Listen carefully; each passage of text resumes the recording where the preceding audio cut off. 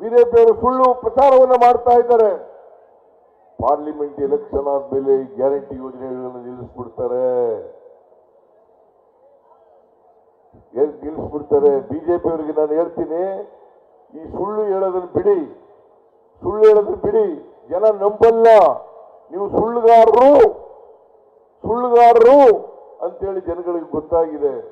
ಯಾಕಂದ್ರೆ ಈ ದೇಶ ಸ್ವಾತಂತ್ರ್ಯ ಆದ್ಮೇಲೆ ಅನೇಕ ಜನ ಪ್ರೈಮ್ ಮಿನಿಸ್ಟರ್ಗಳಾಗಿದ್ದಾರೆ. ಅವ್ರು ಯಾರು ಕೂಡ ಈ ನರೇಂದ್ರ ಮೋದಿಯಷ್ಟು ಸುಳ್ಳು ಹೇಳಲಿಲ್ಲ. ಯಾರಾದರೂ ಹೆಚ್ಚು ಸುಳ್ಳು ಹೇಳ್ತಕ್ಕಂಥ ಪ್ರಧಾನಮಂತ್ರಿ ಇದ್ರೆ ಅದು ನರೇಂದ್ರ ಮೋದಿಯವರು ಅಂತಕ್ಕಂಥದ್ದನ್ನು ತಿಳ್ಕೋಬೇಕಾಗ್ತದೆ. ಈ ಬಿಜೆಪಿ ಇದೆಯಲ್ಲ, ಇದೊಂದು ಸುಳ್ಳಿನ ಫ್ಯಾಕ್ಟ್ರಿ. ಸುಳ್ಳನ್ನು ತಯಾರು ಮಾಡೋದು ಇದು ಸುಳ್ಳಿನ ಫ್ಯಾಕ್ಟ್ರಿ. ಇವ್ರ ಮನೆ ದೇವರೇ ಸುಳ್ಳು. ಬಿಜೆಪಿ ಅವ್ರ ಮನೆ ದೇವರೇ ಸುಳ್ಳು. ಇವರು ನಮ್ಮ ಗ್ಯಾರಂಟಿಗಳು ಪಾರ್ಲಿಮೆಂಟ್ ಎಲೆಕ್ಷನ್ ಆದ್ಮೇಲೆ ನಿಲ್ಲಿಸ್ಬಿಡ್ತೀವಿ ಅಂತ ಹೇಳಿದ್ರಲ್ಲ, ನಾನು ಇವತ್ತು ನಿಮಗೆ ಭರವಸೆಯನ್ನು ಕೊಡ್ತೇನೆ. ಕಾಂಗ್ರೆಸ್ ಯಾವತ್ತೂ ಕೂಡ ಕೊಟ್ಟ ಮಾತಿಗೆ ತಪ್ಪಿಸ್ಗಳಲ್ಲ. ಕೊಟ್ಟ ಮಾತಿನಂತೆ ನಡೀತೀವಿ. ನಾವು ಬಸವಾದಿ ಶರಣರ ಮಾತುಗಳಲ್ಲಿ ನಂಬಿಕೆ ಇಟ್ಕೊಂಡಿರ್ತಕ್ಕಂಥವ್ರು, ಅವರ ಕ್ರಿಯೆಗಳಲ್ಲಿ ನಂಬಿಕೆ ಇಟ್ಕೊಂಡಿರ್ತಕ್ಕಂಥವ್ರು, ಅವರ ಆದರ್ಶಗಳ ಮೌಲ್ಯಗಳಲ್ಲಿ ನಂಬಿಕೆ ಇಟ್ಕೊಂಡಿರ್ತಕ್ಕಂಥವ್ರು. ಅದಕ್ಕೋಸ್ಕರನೇ ವಿಶ್ವಗುರು ಬಸವಣ್ಣನವರನ್ನ ಸಾಂಸ್ಕೃತಿಕ ನಾಯಕ ಅಂತೇಳಿ ಮಾಡಿ ಎಲ್ಲ ಸರ್ಕಾರಿ ಕಚೇರಿಗಳಲ್ಲಿ, ಎಲ್ಲ ಶಾಲೆಗಳಲ್ಲಿ, ಎಲ್ಲ ಅನುದಾನಿತ ಶಾಲೆಗಳಲ್ಲಿ ಬಸವಣ್ಣನವರ ಫೋಟೋ ಇಡಬೇಕು ಅಂತೇಳಿ ತೀರ್ಮಾನ ಮಾಡಿದ್ದೀವಿ. ಯಡಿಯೂರಪ್ಪನವರು ಮಾಡಿದ್ರ? ಬಸವರಾಜ ಬೊಮ್ಮಾಯಿ ಅವರು ಮಾಡಿದ್ರ?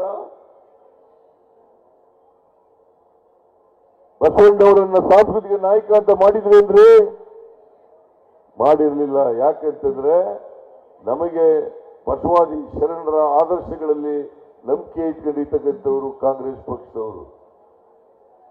ಇವತ್ತು 5 ಗ್ಯಾರಂಟಿ ಯೋಜನೆಗಳಾದಂತಹ ಶಕ್ತಿ ಯೋಜನೆ ಅದನ್ನ ಜಾರಿಗೆ ಮಾಡಿದ್ದೀವಿ. ಸುಮಾರು 195 ಕೋಟಿ ಮಹಿಳೆಯರು 195 ಕೋಟಿ ಮಹಿಳೆಯರು ಫ್ರೀಯಾಗಿ ಸರ್ಕಾರಿ ಬಸ್ಗಳಲ್ಲಿ ಪ್ರಯಾಣ ಮಾಡಿದ್ದಾರೆ. 195 ಕೋಟಿ. ಯಾವುದಾದ್ರೂ ಇಡೀ ದೇಶದಲ್ಲಿ ಯಾವುದಾದ್ರೂ ರಾಜ್ಯದಲ್ಲಿ ಫ್ರೀ ಬಸ್ ಪ್ರಯಾಣ ಮಾಡ್ತಕ್ಕಂಥದ್ದನ್ನ ಮಾಡಿದಾರ? ಯಾವ್ದಾದ್ರು ರಾಜ್ಯದಲ್ಲಿ ಮಾಡಿದ್ದಾರೆ ಅಂದ್ರೆ ಮಾಡಿಲ್ಲ. ಆ ದುಡ್ಡೆಲ್ಲ ಮಹಿಳೆಯರಿಗೆ ಉಳಿತಾಯ ಆಗ್ತಾ ಇದೆ. ಅನ್ನಭಾಗ್ಯ ಕಾರ್ಯಕ್ರಮ ಅದನ್ನು ಜುಲೈ ತಿಂಗಳಲ್ಲಿ ಜಾರಿಗೆ ತಗೊಂಡ್ಬಂದು, ನಾನು ಮುಖ್ಯಮಂತ್ರಿ ಆಗಿರುವಾಗ ಹಿಂದೆ 2013ರಿಂದ 2018ವರೆಗೆ ಮುಖ್ಯಮಂತ್ರಿ ಆಗಿರುವಾಗ 7 ಕೆಜಿ ಅಕ್ಕಿಯನ್ನ ಫ್ರೀಯಾಗಿ ಕೊಡ್ತಾ ಇದ್ದೆ. 7 ಕೆಜಿ ಅಕ್ಕಿಯನ್ನ ಫ್ರೀಯಾಗಿ ಕೊಡ್ತಾ ಇದ್ದೆ. ಈ ಯಡಿಯೂರಪ್ಪನವರು ಅಧಿಕಾರಕ್ಕೆ ಬಂದು 7 ಕೆಜಿಯಿಂದ 5 ಕೆಜಿಗೆ ಇಳಿಸಿದ್ರು. ನಾನು ವಿಧಾನಸಭೆಯಲ್ಲಿ ಪ್ರಿಯಾಂಕ್ ಖರ್ಗೆ ಇಲ್ಲೇ ಇದ್ದಾರೆ, ಶರಣ್ ಪ್ರಕಾಶ್ ಇಲ್ಲೇ ಇದ್ದಾರೆ. ನಾನು ಹೇಳಿದೆ ಯಡಿಯೂರಪ್ಪನವರೇ, ಇದು ಬಡವರು ಕೊಟ್ಟಿರ್ತಕ್ಕಂಥ ಕಾರ್ಯಕ್ರಮ. 7 ಕೆಜಿ ಅಕ್ಕಿ ಫ್ರೀಯಾಗಿ ಕೊಟ್ಟಿರ್ತಕ್ಕಂಥದ್ದು. ಯಾರು ಕೂಡ ಹಸಿದು ಮಲಗಬಾರದು. 3 ಹೊತ್ತು ಹೊಟ್ಟೆ ತುಂಬ ಊಟ ಮಾಡಲೇಬೇಕು. ಬಡವರು ಕೂಡ ಈ ದೇಶದಲ್ಲಿ ಹಸಿದು ಮಲಗತಕ್ಕಂಥ ಪರಿಸ್ಥಿತಿ ಇರಬಾರದು. ಅದಕ್ಕೋಸ್ಕರ 7 ಕೆಜಿ ಬೇಡ್ರಿ, 7 ಕೆಜಿ ಕಡಿಮೆ ಮಾಡಬೇಡ್ರಿ ಅಂತ ಪರಿಪರಿಯಾಗಿ ರಿಕ್ವೆಸ್ಟ್ ಮಾಡಿದ್ರು ಕೂಡ ಯಡಿಯೂರಪ್ಪನವರು ಮಾಡಲಿಲ್ಲ. ಮಾಡಿದ್ರ? ಅದಕ್ಕೆ ನಾನು ಡಿ.ಕೆ. ಶಿವಕುಮಾರ್, ಎಐಸಿಸಿ ಅವರು ಎಲ್ಲರೂ ಕೂಡ ಮಾತಾಡಿ 5 ಕೆಜಿ ಜೊತೆಗೆ ಇನ್ನೂ 5 ಕೆಜಿ ಸೇರಿಸಿ 10 ಕೆಜಿಯನ್ನ ಕೊಡಬೇಕು ಅಂತಕ್ಕಂಥ ಭರವಸೆಯನ್ನ ಕೊಟ್ಟು,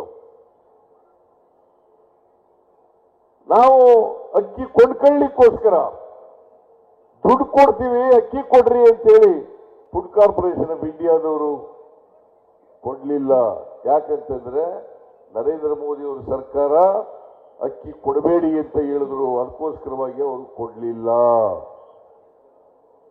ನರೇಂದ್ರ ಮೋದಿ ಅವರ ಸರ್ಕಾರ ಬಡವರಿಗೆ ಅಕ್ಕಿ ಕೊಡ್ತೀವಿ ಕೊಡ್ರಿ, ದುಡ್ಡು ಕೊಡ್ತೀವಿ ಕೊಡ್ರಿ ಅಂತಂದ್ರೆ ಅಕ್ಕಿ ಕೊಡಬಾರ್ದಾಗ ಮಾಡಿಬಿಟ್ರು. ಆಮೇಲೆ ಗೃಹ ಜ್ಯೋತಿ ಕಾರ್ಯಕ್ರಮ ಜಾರಿಗೆ ತಗೊಬಂದು ಇಲ್ಲೇ ಗುಲ್ಬರ್ಗದಲ್ಲೇ ನಮ್ಮ ಮಲ್ಲಿಕಾರ್ಜುನ್ ಖರ್ಗೆ ಅವರು ನಾವೆಲ್ಲರೂ ಕೂಡ ಇಲ್ಲಿ ಚಾಲನೆಯನ್ನು ಕೊಟ್ಟ ಗುಲ್ಬರ್ಗ